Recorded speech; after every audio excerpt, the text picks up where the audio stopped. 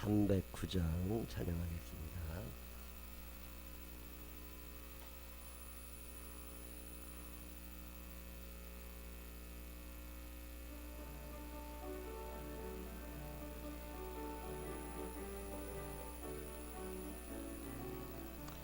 목마른 내 영혼 주가 인미어라간 그 귀한 영생서 주여 갈망합니다.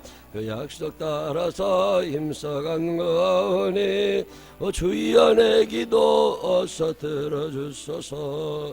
예수의 사랑 예수의 사랑 바다 물결같이 내게 임하니 영광의 물결에 온전히 쌓여서 내 영혼의 기쁨 한량없도다. 주 내게 약속한 큰 비 내려주시려 은혜의 저 구름 건너편에 떠올라 그 귀한 능도가 내게 밝히 보이니 나 힘을 다하여 주께 간구합니다. 예수의 사랑 예수의 사랑 바다 물결같이 내게 임하니 영광의 물결에 온전히 쌓여서 내 영혼의 기쁨 한량없도다. 은혜의 손낙비 지금 흡족히 내려 구원의 큰 강물 흘러차고 넘쳐서 내 주한 모든 죄 모두 씻어버리니 나 지금은 내를 충만하게 받았네. 예수의 사랑 예수의 사랑 바다 물결같이 내게 임하니 영광의 물결에 온전히 쌓여서 내 영혼의 기쁨 한량없도다. 그 차고 넘치는 주의 은혜의 물결 힘차게 밀려와 내게 만져갑니다. 오 할렐루야로 주를 찬송하오니 내 마음의 기쁨이 항상 충만합니다. 예수의 사랑 예수의 사랑 바다 물결같이 내게 임하니 영광의 물결에 온전히 쌓여서 내 영혼의 기쁨 한량없도다. 아멘. 사도신경으로 신앙 고백하겠습니다. 전능하사 천지를 만드신 하나님 아버지를 내가 믿사오며 그 외아들 우리 주 예수 그리스도를 믿사오니 이는 성령으로 잉태하사 동정녀 마리아에게 나시고 본디오 빌라도에게 고난을 받으사 십자가에 못 박혀 죽으시고 장사한지 사흘 만에 죽은 자 가운데서 다시 살아나시며 하늘에 오르사 전능하신 하나님 우편에 앉아 계시다가 저리로서 산자와 죽은 자를 심판하러 오시리라. 성령을 믿사오며 거룩한 공회와 성도가 서로 교통하는 것과 죄를 사하시는 것과 몸이 다시 사는 것과 영원히 사는 것을 믿사옵나이다. 아멘. 오늘은 이사야 21장에 있는 말씀 읽겠습니다.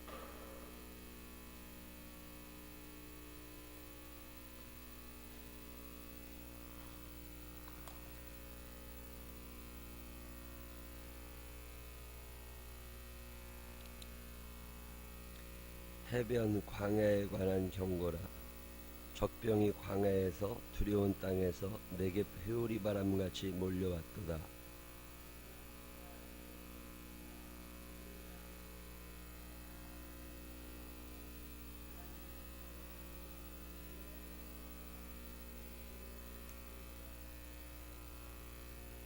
이러므로 나의 요통이 심하여 해산이 임박한 여인의 고통 같은 고통이 나를 엄습하였으므로 내가 괴로워서 듣지 못하며 놀라서 보지 못하도다.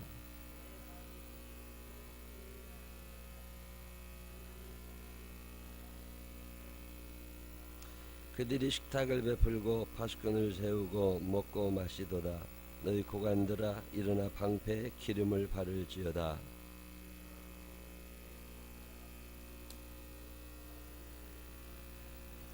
마병대가 쌍쌍이 오는 것과 나귀떼와 낙타떼를 보거든 귀 기울여 자세히 들으라 하셨더니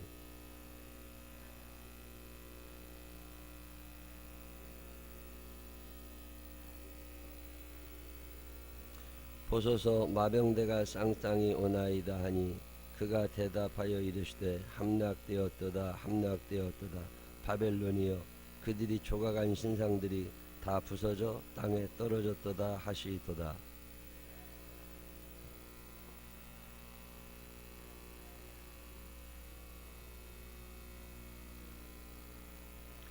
두마에 관한 경고라. 사람이 세일에서 나를 부르되 파수꾼이여 밤이 어떻게 되었느냐 파수꾼이여 밤이 어떻게 되었느냐.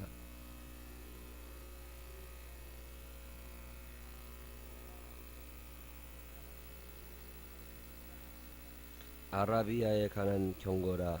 드단 대장들이여 너희가 아라비아 수풀에서 유숙하리라.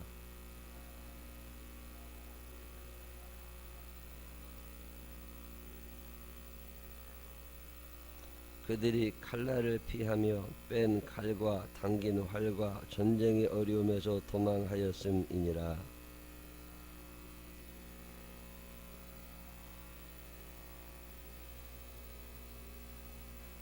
함께 읽으십니다.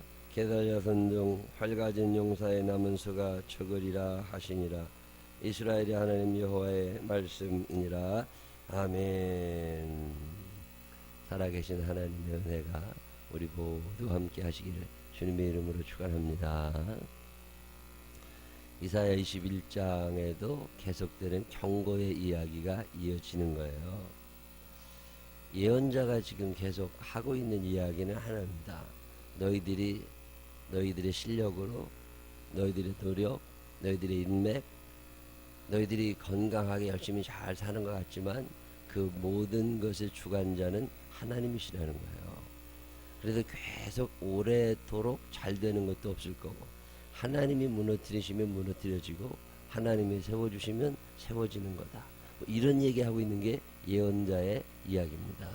오늘도 마찬가지죠. 잘 사는 것 같지만 그게 하루아침에 무너지기도 하고, 못 사는 것 같지만 또 일어나기도 하고, 이 흥망성쇠라고 하는 것 자체가 건강하다, 약하다, 죽는다, 태어난다 하는 이 모든 것 자체를 하나님이 주관하신다고 하는 이야기, 그 이야기를 하고 있는 게 예언서들이거든요. 그래서 우리가 어떻게 살아가야 되느냐? 절대자이신 하나님을 의지하고 살아가라. 그 하나님을 높이며 살아가라. 이 얘기하고 있는 게 예언자들이 하는 이야기예요. 이건 뭐 우리가 어렸을 때부터 수도 없이 들은 얘기잖아요. 근데 참 묘한 일이 크게 안 돼요. 살다 보면 내가 하는 것 같거든. 살다 보면 내 노력인 것 같고, 운이 좋았던 것 같고, 실력이 있었던 것 같고, 내가 그때 지혜로웠었던 것 같고, 이런 생각이 자꾸 든단 말이에요. 제 친구 목사가 하나 있는데 참 목회를 성실하게 참 잘했어요. 조그마한 시골 교회에서 열심히 했고, 또 어떤 큰 교회 가서도 또 열심히 해도 참 잘, 갈 때마다 교회가 잘 됐어요. 근데 그 내 친구는 늘 하는 말이 뭐라 그러냐면, 교회의 주인은 예수 그리스도다.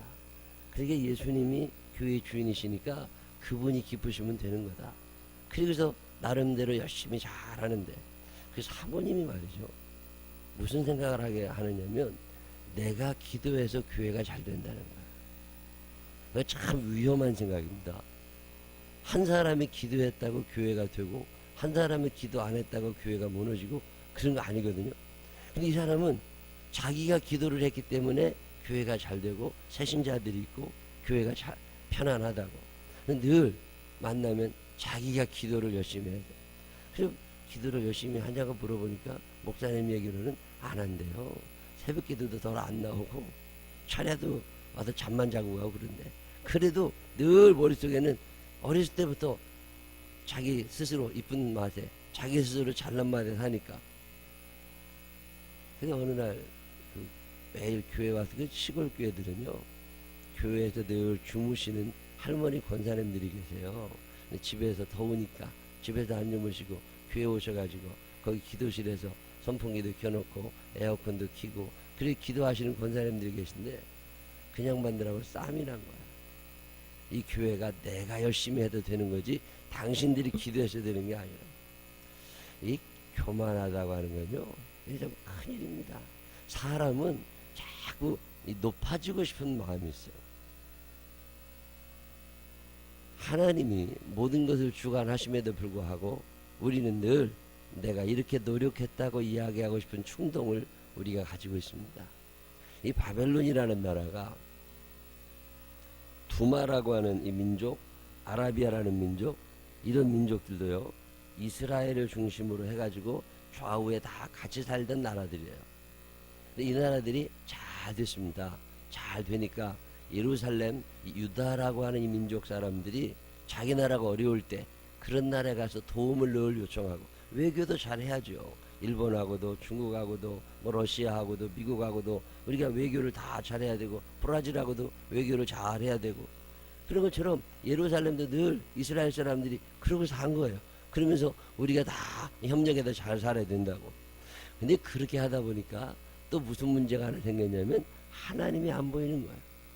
우리끼리 잘 살면 되지 하나님이 왜 필요해, 귀찮게. 그래서 하나님 앞에 나아가는 시간이 점점 줄어들고 하나님을 의지하기보다는 눈에 보이는 아라비아라거나 바벨론이라거나 이런 나라들을 더 의지하게 된 거죠. 유다 나라가 멸망하기 직전에 나라에 내분이 하나 일어납니다. 그게 뭐냐면 유다 민족 안에서도 사람들 마음이 바뀌어요. 사람은 다양하고 판단이 다 다르거든요. 지식이 다 다르고, 지금 북쪽 나라 이스라엘이 무너지고 남쪽 나라 유다만 남았어요. 조그마한 이제 강원도 땅보다 더 적은 강원도의 3분의 1 정도, 그 정도 이제 남은 거예요. 그것마저 없어지면 나라가 이제 없어집니다. 그 정도 남았는데 북쪽 이 3분의 1을 먹어치운 나라는 아수르거든요. 아수르가 이제 든든하게 버티고 있으면서 점점 유다 민족을 위협합니다. 그 유다 사람들은 야, 차라리 이럴 바에야 아수르하고 친하게 지내고 아수르한테 우리가 조공을 바치면서 목숨을 유지하는 게 낫지 않아? 이런 아수르파가 대신들 중에 생겨나겠죠. 또 아니야, 아수르보다는 우리 남쪽 나라에 있는 애굽이 우리를 도와줄 거야. 친애굽파가 생기겠죠.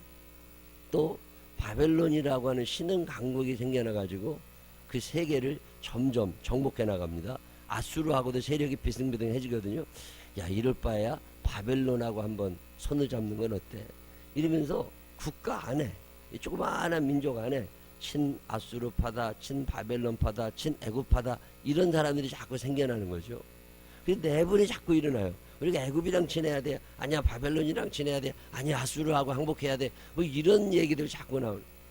그 바로 옆에 아라비아 민족, 조그마한 게달 민족이라고 그러죠. 이 사람들이 거기 살고 있었거든요. 그 옆에 오늘 성경에는 두마라고 나오는데 이 에돔 족속입니다. 에서의 후손들이죠. 그 옆에 살거든요. 이거 어떻게 해야 되나 이 고민을 하고 있을 때 이사야 선지자가 하는 얘기는 뭐냐면, 너네들은 그렇게 어려우면 하나님을 한번 찾아보고 하나님의 성전에 나와서 기도하면서, 하나님 왜 우리가 이렇게 어려운 겁니까? 우리에게 무슨 죄가 있는 겁니까? 하나님 당신의 뜻이 뭡니까? 하나님 우리를 좀 건져주세요. 이제 하나님 앞에 나와서 기도할 생각을 하지 않고 왜 너희들 사람만 찾아다니려고 그러냐? 그러면서 너희가 그렇게 사람 찾아다니는 그 사람들도 온전한 사람들 아니다. 바벨론도 죄가 많아, 아라비아도 죄가 많아, 에돔 족속도 죄가 많아. 그들도 내가 다 무너뜨릴 거다. 이런 얘기하는 게 이사야 21장이에요. 바벨론 굉장한 것 같지만 그거 하나님이 보실 때는 빈 껍데기다. 그거 굉장한 것 같지만 하나님이 보실 때는 죄악 덩어리다. 그래서 하나님이 그것도 손보실 거니까 너네는 바벨론을 의지하지 말고 하나님을 의지해라. 예언자들이 계속 하는 얘기는 이 얘기 하나예요. 오늘 우리도 그런 거잖아요. 어려운 일이 생기면 어떤 사람이 생각나고, 답답한 일이 생기면 어떤 사람이 또 생각나고. 그 왜 그런 거예요? 하나님이 먼저 생각나야 되거든요.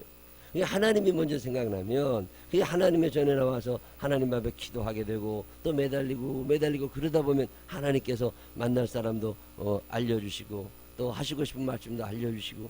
그래서 인간이 인생을 풀어나가는 거, 그게 그리스도인들의 삶인데, 우리는 어려운 일이 생긴다, 아니면 답답하다, 두렵다, 뭐 미래가 불안하다, 그러면 누가 사람이 생각나고 옛날 경험이 자꾸 생각난단 말이죠. 그것에 대해서 하나님께서 너희가 의지하려고 하는 그 사람조차도 그거 절대적 신 아니다, 그 얘기하시면서 바벨론을 꾸짖으십니다. 너희가 의지하려고 하는 바벨론도 결국은 무너져 내릴 거다. 이 바벨론 해변 광야에 관한 경고라 그러는데 바벨론은 바다 근처에 있는 나라가 아니거든요. 근데 여기 보면 해변 광야에 관한 경고라. 왜 해변이라고 그랬나? 이 유브라데스 강, 그 강인데 우리나라가 이게 한강 이렇게 흘러가면 한강 사이 중간에 밤섬이라는 섬이 조그만한 게 하나 있어요. 한강 속에 파묻혀 있는 거죠. 유브라데스 강을 개발을 해가지고 강물을 바벨론이 끌어들입니다. 강물을 끌어들여 가지고 도시 전체를 삥 둘러가지고 물로 만들어놔요. 일본 천황이 도쿄에 이 동경에 일본 천황이 사는 그 궁에 가보면요, 일본 천황이 사는 궁이 물로 삥 둘러져 있습니다.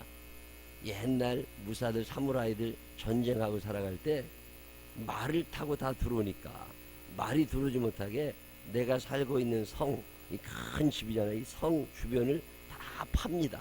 그래서 그게 폭이 꽤 넓게 해가지고 말이 도저히 못 뛰어넘을 만큼 깊은 강이 물을 만들어요. 그 물을 만들어 놓고 그 위에 다리를 하나 넣어가지고서 그쪽으로만 통행을 하게.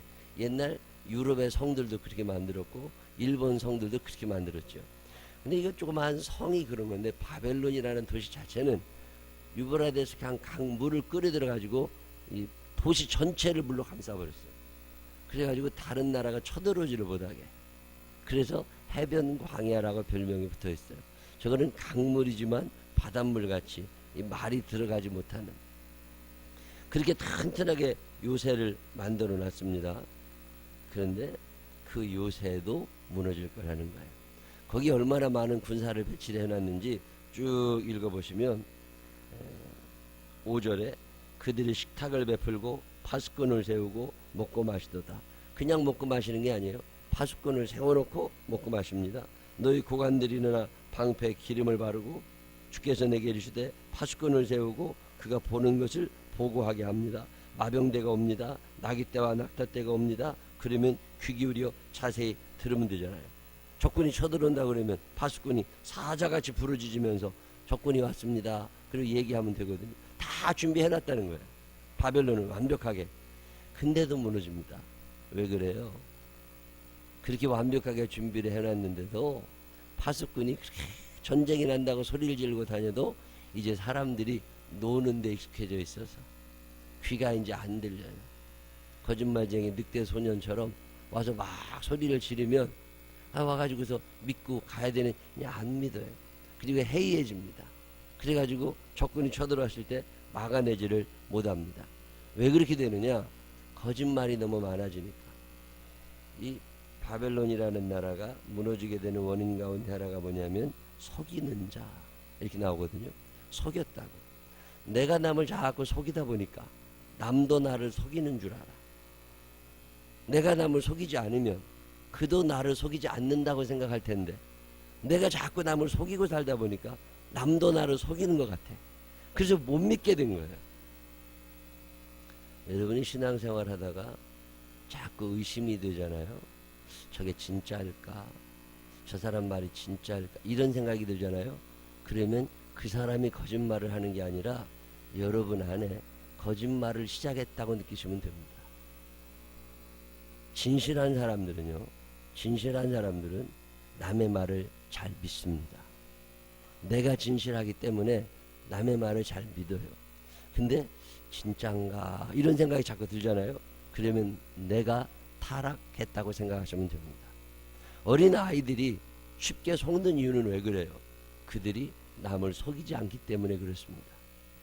남을 속일 줄 모르는 사람은 남도 나를 속이지 않는 거라고 생각해요. 근데 세월이 조금 지나다 보면 자꾸 속입니다. 내가 속았다고 생각하거든요. 바벨론이라는 사람이 짓는 죄가 그거예요. 하나님이 보고 계신데 진실하게 살면 되는데 자꾸 속이게 돼요. 속이고 하다 보니까 부인을 속이지요, 남편을 속이지요, 자식들을 속이지요, 하나님을 속이지요. 소돔과 고모라가 왜 무너지겠어요? 노아 시대에 홍수가 왜 일어나겠어요? 잘 사는 것 같지만 아니라는 거죠. 바벨론이라는 나라가 그렇게 무너집니다.